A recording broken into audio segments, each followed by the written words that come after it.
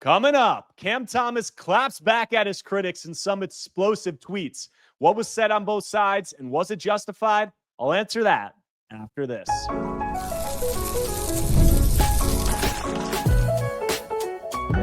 You are Locked On Nets, your daily Brooklyn Nets podcast. Part of the Locked On Podcast Network, your team every day. Welcome into the Locked On Nets podcast right here on the Locked On Podcast Network. It's your team, the Brooklyn Nets, every single day. I'm Erik Slater, Brooklyn Nets beat reporter for ClutchPoints.com. Thank you for making me your first listen of the day. This show is 100% free on all those great platforms. This episode is brought to you by Monarch Money. Take control of your finances with Monarch Money. Use code LOCKEDONNBA on monarchmoney.com for 50% off your first year. And on today's show, I'll be reacting to some explosive tweets from Cam Thomas directed at Zach Lowe after some comments that Lowe made on his podcast about the discourse around the league surrounding Cam Thomas's game. I'll also tie it into Cam's restricted free agency with there not being a contract done and what I feel is the most likely resolution to that situation. But just setting the backdrop for what went down today, I think a lot of you probably saw it, but I was in Las Vegas. I got back yesterday, and I thought that things were a little bit calmer in Nets world. You know, Summer League was winding down. You know, we're going to have a little bit of a chill point, and then Cam Thomas comes off the top rope today with some comments. But Zach Lowe had done a podcast a few days ago talking about the restricted free agent landscape and some of the notable players there. And he said in regard to Cam Thomas, this is the quote, the consensus on Cam Thomas, if there is one, and he's got some fans and he's got some mega detractors, but the consensus is kind of like empty calories ball hog. So that's what Lowe said. Cam Thomas comes back on his Twitter today and says, the consensus, F you and the consensus at Zach Lowe _NBA. This is most likely the same consensus teams who can't guard me and send double teams from the jump ball. Why are we double teaming a guy who's not that good, in quotes? Make it make sense, please. And then he had some other things to say after that. But clearly Cam clapping back at Lowe and the critics and some of the discourse and the narrative that has persisted surrounding his game for quite some time. My initial reaction at seeing these comments was, it seems like Cam is just fed up, obviously, with hearing this. And I understand that to some degree. Now, is this the way that I would go about it? No, I wouldn't say F you. I think there are probably better ways to handle it than that if you're from Cam's end. But, it's not my place to police how Cam, goes back at this or responds to his critics. And honestly, I understand it from the perspective that if I was somebody who, all day, every day, there was people talking about me and people who were saying these things and have a platform to criticize me and all that, I completely understand Cam wanting to go back at them, Cam wanting to, voice his opinions, get his side of the story out. So that completely makes sense to me. I think saying, F you at Zach Lowe, I didn't really understand that too much because while I think Lowe has made it known that he's not a Cam Thomas guy in terms of, what Cam's archetype is and what he does on the court.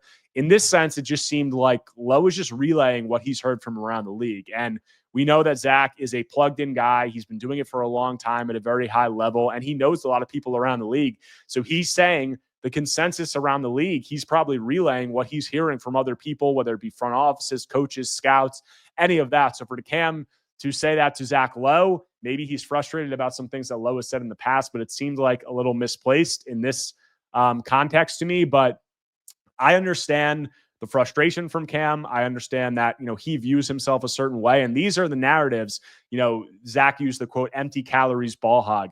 Like these are narratives that have followed Cam for a long time now. You going back to his days at, LSU, he's been a guy who's been an elite scorer at every level of basketball that he's played or been able to fill it up at every level of basketball he's played. The efficiency, has had some room to improve at the NBA level, but you look at him at Oak Hill in high school, all-time leading scorer there. You look at what he did at LSU. He led the nation's freshman in scoring during his only season at LSU. But during that season at LSU, their narrative kind of started to build that, he's a guy who doesn't pass. He's an empty calories guy. He's a guy who's not a playmaker. He's not making his teammates better. Also, there's obviously some defensive concerns, and all of that led to him falling to the 27th pick in the draft for a guy who averaged, close to 20 points per game as a freshman, led the nation's freshman in scoring. You wouldn't expect that, but he drops to 27th. And then since he's gotten to the league, he sat his first 2 years with the Nets, wasn't really seen as a fit with the complementary role that they were seeking, alongside Kevin Durant and Kyrie Irving and James Harden and those stars that they had.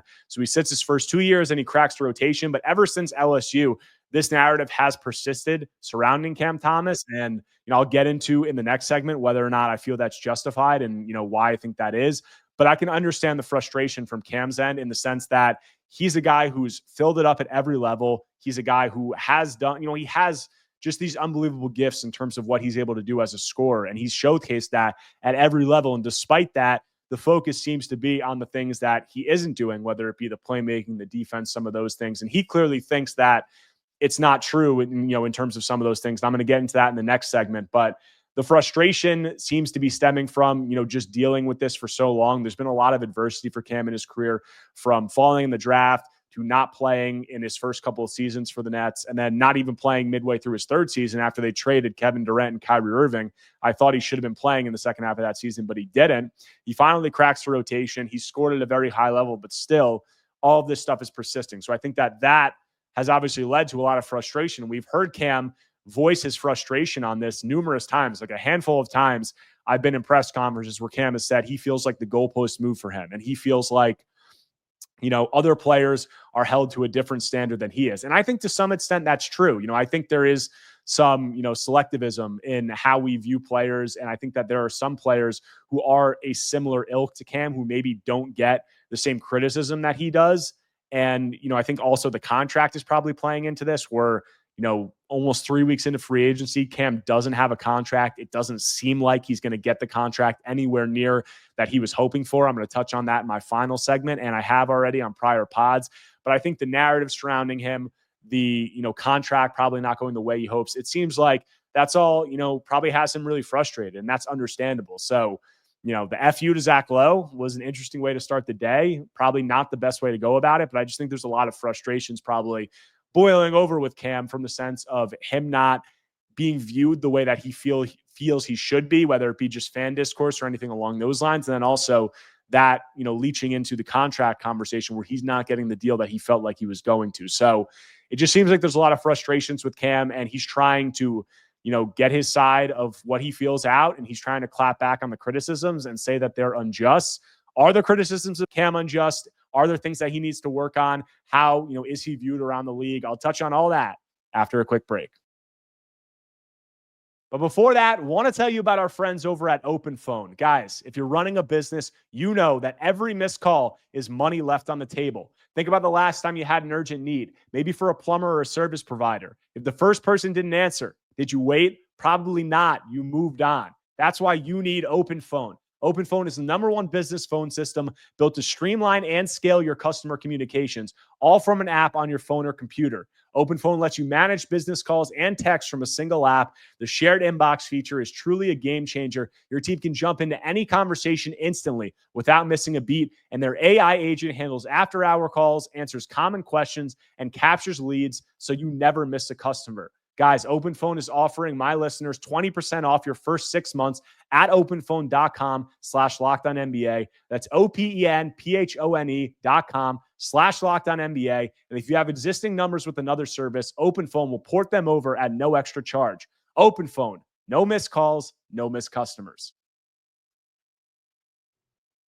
Coming back from the break on today's Locked On Nets episode, talking about Cam Thomas and some of his tweets clapping back at some narratives surrounding his game, one of them being empty calories ball hog. And I think that we all know the gifts that Cam Thomas has at this point in his career. He's an elite scoring talent. He can do things that few other players can do, from a scoring perspective, things that a lot of other players would never even dream of doing. We see him do it at a consistent basis, and he's really only gotten better in that regard. So he has those gifts, yet the conversation seems to consistently swing back to the things that Cam doesn't do well. And that is the playmaking, obviously, and that is the defensive side of the ball. And I think a lot of those have led to, a lot of polarization about who Cam Thomas is as a player. I've seen it with the Nets fan base since he's been drafted, and it extends past the Nets fan base. I mean, we're seeing this, with the comments from Zach Lowe about how people view him around the league.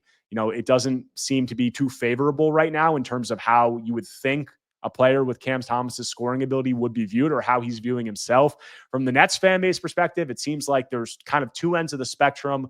There's the end that think that he's going to be a star player. They view him in, the Devin Booker mold or whatever elite all-star combo guard you want to say. They think that he's going to reach that level and he's that level of guy, a franchise level of guy. There's the other people, a lot more, probably analytics based and stat heavy, who think that, Cam is a guy you should invest nothing into and he's not really going to be anything in the league long term. The truth probably lies somewhere in the middle. I like to think that there should be nuance in all these conversations. And when you're talking about NBA Twitter and some of these conversations, I think that nuance isn't ever really a strong suit of those places. So I think it lies somewhere in the middle. But if you're talking about the criticisms of Cam's game and are they justified, like let's start with the passing. The narrative, Zach Lowe used empty stats, ball hog was something that, he used. And in terms of the empty stats, like I don't think you can at all criticize Cam for the team not doing well, since he's cracked the rotations the last 2 seasons. The first year was a transitional year. They were kind of still in limbo after the KD and Kyrie trades. You had Mikal Bridges, who looked clearly, not in it mentally whatsoever. They fired Jock Vaughn midway through the year. It just wasn't a situation that any player really was going to just completely overcome and make the team a good team. And Cam Thomas, a guy in his 3rd season, you can in no way pin that on him. And then last season, they entered year 1 of a rebuild. They were tanking. So none of that, the empty stats part of it, like you could think they're empty stats, but the lack of team success is in no way on Cam Thomas. When you talk about the ball hog aspect of it and the passing, I think that there's a lot to, if you look into the stats and you really dig into them and you just watch Cam Thomas, there's a lot of growth for playmaking there, room for growth. If you just look at the numbers, like I'm not going to go into all the stats, but I posted an article on Clutch Points today talking about this. I broke down a lot of different stats, passing wise about Cam Thomas. In terms of just willingness as a passer, he's not really up there whatsoever. Like he's towards the bottom of the league in that, or at least the bottom of guards who have the ball as much as he can. He just has not been that willing of a passer. And I think that it's confusing for some people because we have seen it in spurts. Like there's moments and stretches where Cam Thomas does it and he's a willing passer and he can make these reads and he has these assists. But overall, it just hasn't been there. Like I calculated some numbers last season in terms of, potential assist to touch, how many touches, what does he have a potential assist per how many touches? And when you look at that with Cam last season, he was towards the bottom of the league in that. I think I pulled a stat where it was like among guards averaging 50 touches per game in potential assist to touch ratio, Cam was like 72nd out of 75 guards. That tells you, that was just one example of a stat. I think there's a lot of stats out there for assists. Like assists are a flawed number. That's why I try to look past them and get to the potential assist numbers and things along those lines. There's also another great site called the Basketball Underground, and they had some stats and some spreadsheets. If you guys haven't, you can go check that out online. But they had some stats from the 2023-24 season that pretty much said the same thing about Cam being towards the bottom of the league and all those stats that measure potential assists, willingness as a passer, things along those lines. But then we saw Cam Thomas, I think the last 5 games of the year last year, he averaged like 5.6 assists or something along those lines. And then ironically, his last game of the season, he dishes out a career high 10 assists. So it's like Cam has to leave us on that note where he has 10 assists and he can kind of throw the wrench into the narrative surrounding him. But in seriousness, I think we do see stretches and spurts where we saw some growth from Cam as a playmaker. But overall, the willingness as a passer has just not always been there relative to other guys who have the ball as much as him in the league. And then also in those games where he did have this assist down the stretch of last year, there were some moments at the end of games where he missed some, pretty easy passes and potential game-winning spots where it was just, he was putting the shot up no matter what. He had guys wide open and he didn't make the pass. So from that perspective, I totally understand where that narrative's coming from. And, I don't think that it's unjust to say that about Cam. I think that he's an elite scorer. He has room for growth as a playmaker. I think we've seen stretches where he has looked like he's growing, and he'll have ability to do that moving forward. Another, the other knock on Cam's game is the defensive end of the ball, which frankly, he just hasn't been good. He's just never been a good defender. I think there were moments where it looked a little bit better this year, but overall, he's just not a good defender. I don't think defensive rating swing is always a great, on-off numbers are always a great indicator because I think that there's a lot of nuance and different things that play into that. But in Cam's case, you look at it last year, he posted, I think, a negative 6 point something defensive rating swing, which means opponents were scoring 6 more points per 100 possessions when Cam was on the floor. That was the worst mark on the Nets. And I think that was like the 8th worst among all NBA players to play at least 700 minutes last season. So the defensive effort has never really been there in terms of him as an on-ball guy, in terms of his engagement off the ball and his willingness. And some of that is his size, and he's just a smaller guy. But, he's not incredibly undersized. He's like a stockier guy. He's strong. He has obviously side-to-side athleticism that we see on the offensive end of the floor. The willingness just to do it and be engaged and give that, A-level effort all the time just hasn't really been there from Cam. So I think both of those things, the playmaking or lack thereof and the defensive struggles, really play into how people are viewing him as a player. And when you look at, the archetype of player that he is, where it's an undersized guard, or not, as I say, completely undersized, but on the smaller side, a smaller guard who is not a playmaker, doesn't really elevate the other guys on his team traditionally, and then is just a bad defender. That's an archetype that we're seeing the NBA go further and further away from. I talked about it in my last podcast of, the guys around the league that we saw, whether it be, Colin Sexton, whatever other guards you want to talk about. There was a handful of them this year, of the league just not really valuing those guys. Norm Powell was another one. Whoever you want to talk about, like, that is an archetype of player that I think we're seeing the league stray further away from now. And it's going to be on Cam to, improve in some of those areas. Now, I think it's also important to note in this conversation, when you're talking about Cam's growth as a player and his development track, this is a guy who, hasn't played as much basketball as he probably should have up to this point in his career. With him sitting his first 2 seasons in the NBA, just really being on the bench, he's played like a little bit under 5,000 minutes in the NBA so far. And when you look at other guys that were drafted in his class, like Jalen Green, for example, another, guard who was drafted at the top of his draft class, has played over 10,000 minutes of basketball in the NBA. So has literally played twice as much basketball as Cam Thomas. And you would think, with Cam not having played that much basketball, that there's room for growth and there's room for development, because all of that stuff, especially playmaking and reading defenses and all those things along those lines, are going to come with added reps. So if Cam gets more reps, you think that he's going to improve more. And some of these other guys have had more opportunities than he had to work out those kinks and get an understanding of NBA level defenses and all those things. So I think that hasn't done Cam any, that hasn't really helped him in that regard. I'd also say, though, that you look at some of the comments that Cam makes, and in my perspective, the playmaking deficiencies and the defensive deficiencies, I think it's pretty clear that those things exist. And yet when Cam is asked about it a lot of the time, it doesn't really seem like there's a lot of acknowledgement that those are areas that he needs to improve. It seems like there's a lot of deflection a lot of the time.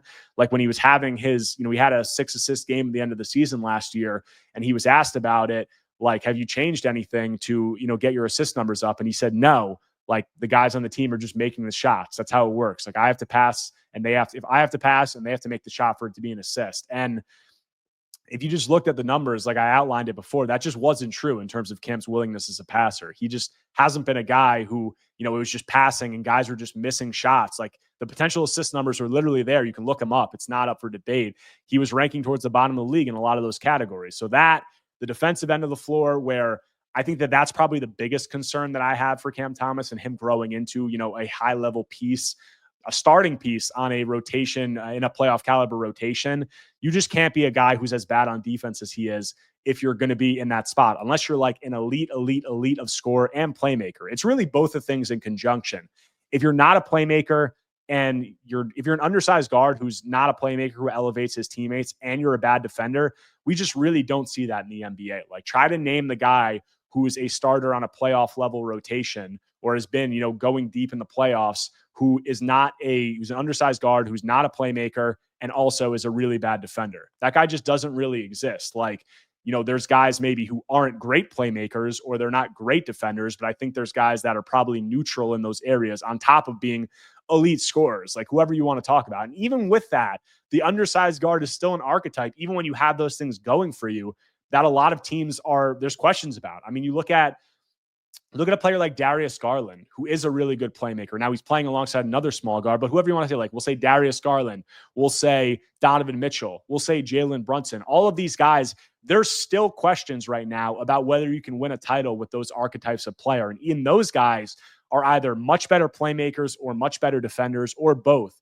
and the scoring efficiency probably has been higher throughout their careers than Cam Thomas. So it's just a player archetype that there's a lot of questions about. I think that Cam has a lot of room for growth as a defender and as a playmaker, and it's going to be on him. And I think that we've seen it in stretches with the playmaking, but it just needs to be more consistent. And if he wants these narratives to go away, he's going to have to improve in those areas. And I definitely think that he can do it. And I do think, we just want to mention before closing out this segment, that his scoring efficiency has, trended upward, which was a question about him, the decision-making, the shot selection, all the things along those lines, which there's still room for growth there as well. But the efficiency has trended upward, and it was at a career high last season. So I think that was positive to see. But the narratives, I don't think, are coming out of nowhere. I understand Cam's frustration, but at the end of the day, if he can, kind of work out some of those kinks and round out those less polished aspects of his game, he's going to have a long-term role in this league, and he could be a core piece and a featured piece on a good team if those things can come around. So we'll see. I think that